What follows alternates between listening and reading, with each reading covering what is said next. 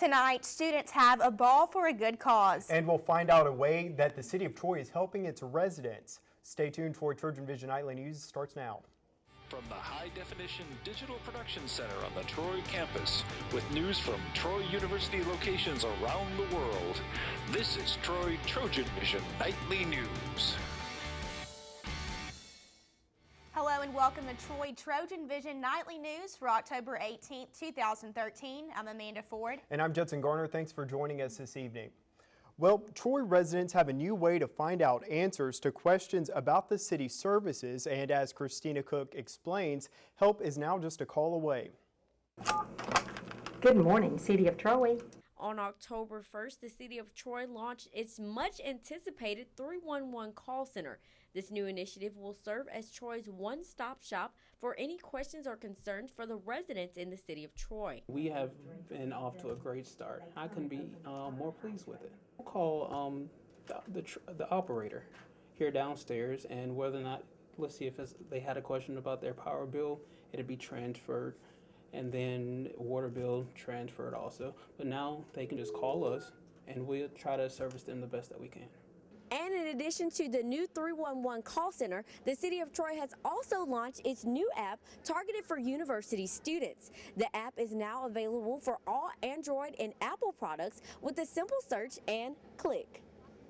The Troy app is working very well, and hopefully the Troy students will definitely latch on to that and download the app, report anything. We do not care how big, how small, if you see a leaf out of place. Take a picture of it, download it up to your 311 app, and hey, we'll get it.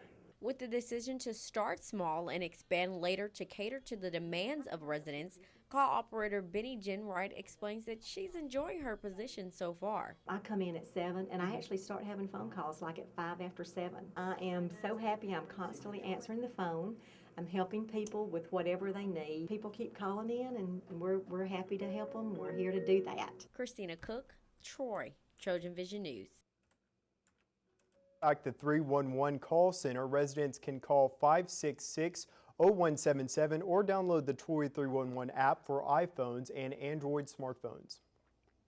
It's the middle of October and you wouldn't expect to see a beach ball on campus, but one sorority not only had a beach ball, but is using it to support a charity in a big way.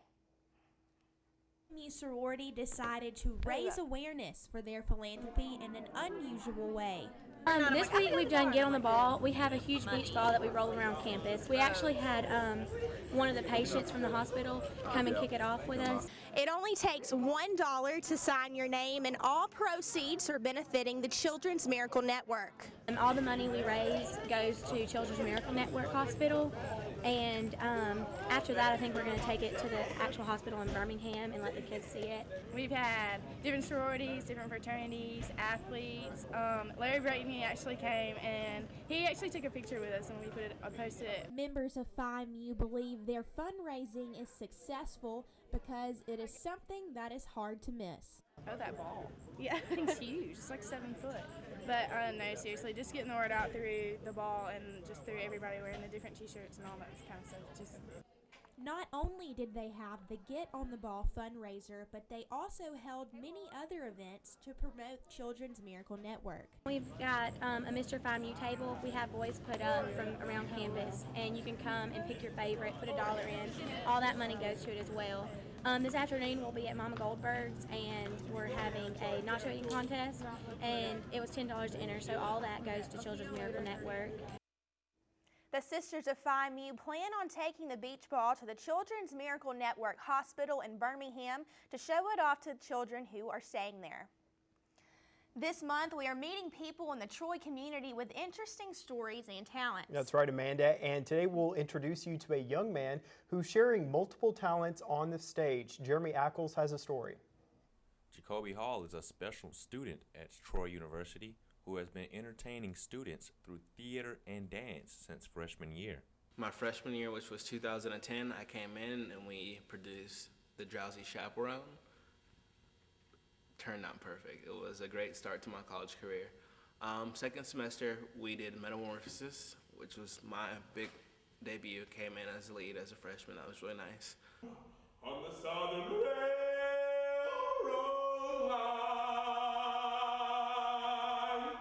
Jacoby has been in many Troy University theater productions and has even taken his talents to the professional level.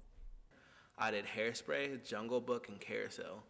And my favorite performance out of all of them was probably Carousel. It was my first time being a sailor. I got to tap, do my turns. I just got to get it in real Broadway style for the first time ever at a very young age, so it was perfect. Jacoby Hall is not only a premier actor, he's also a premier dancer. Since at Troy, I've been choreographers in the past 3 spring dance shows and fall dance shows, which is a very big deal.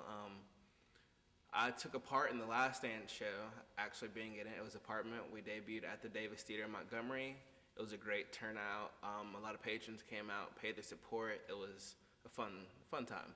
The next time you'll see Jacoby on stage again will be as a small role in Troy University's new performance, Single Girls Guide. Jeremy Ackles, Troy TrojanVision News. And if you're interested in seeing Hall in the Single Girls Guide, the show runs through Sunday in the Trojan Center. Be sure to tune in next week for more Trojan profiles. And now taking a look at news from around the state. In Alexander City, a man has pleaded guilty to murder in a drive-by shooting that claimed the life of a 6-year-old girl. Sentencing is set in January for 20-year-old Bernard Nix after he entered the plea yesterday. Out of Mobile, Alabama is getting a federal grant to help homeowners in the state's 2 coastal counties retrofit their homes against wind damage. State officials and officials from Mobile County and Baldwin County announced the grant this morning. And in Monroeville, To Kill a Mockingbird author Harper Lee is suing a museum in her hometown of Monroeville to stop it from selling souvenirs with her name and title of her Pulitzer Prize-winning book. The suit, filed last week in federal court in Mobile, says the Monroe County Heritage Museum has traded on Lee's fame without her approval and without compensating her. It seeks an unspecified amount in damages. And still to come on TrojanVision Nightly News, the season is almost over for the Trojan soccer team, and they will be honoring the seniors on the team this weekend against South Alabama.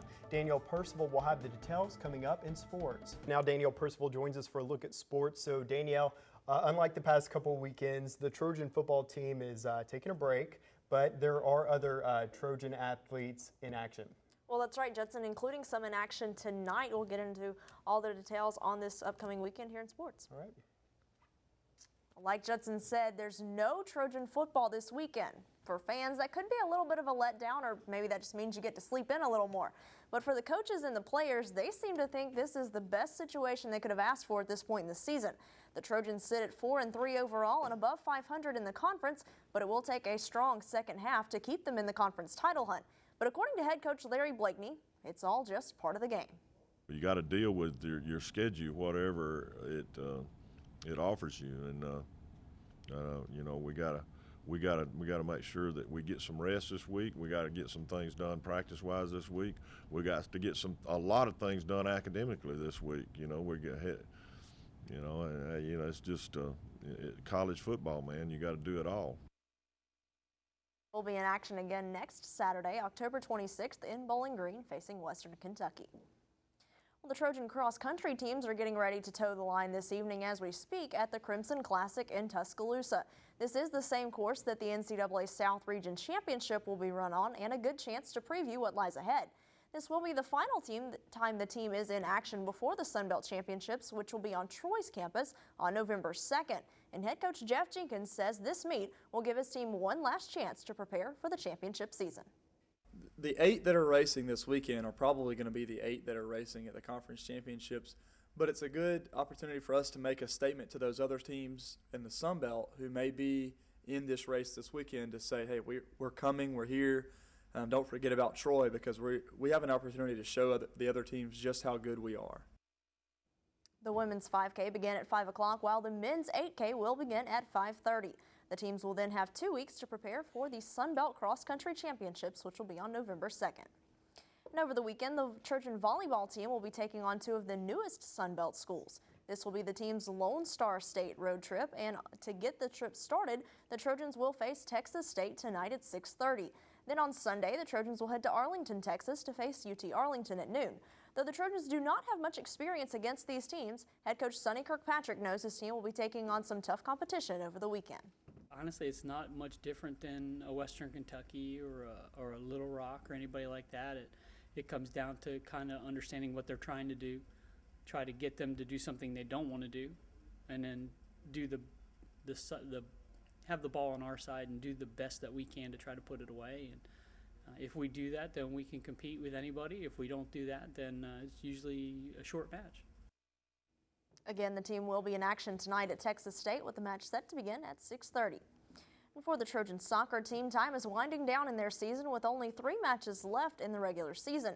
The Trojans sit at 6-9 overall and 2-3 in conference play. The Trojans have been close in all of their Sun Belt games this year, and head coach Chris Bentley says his main focus isn't where his team is ranked in the conference. The 3 losses we've had in conference have been by a goal, 2 of which are teams that are competing for a conference championship as we speak. So to me, it's not the end of the world in terms of where we are as a record. We still have some of the teams that are below us in the conference left. So we just need to hold our place and show where we are, and I think there shouldn't be a problem with that. But South, this one coming up right now, is another team that's competing for a conference championship, and they're a good team this year. So we've got to be really focused on them and not look ahead.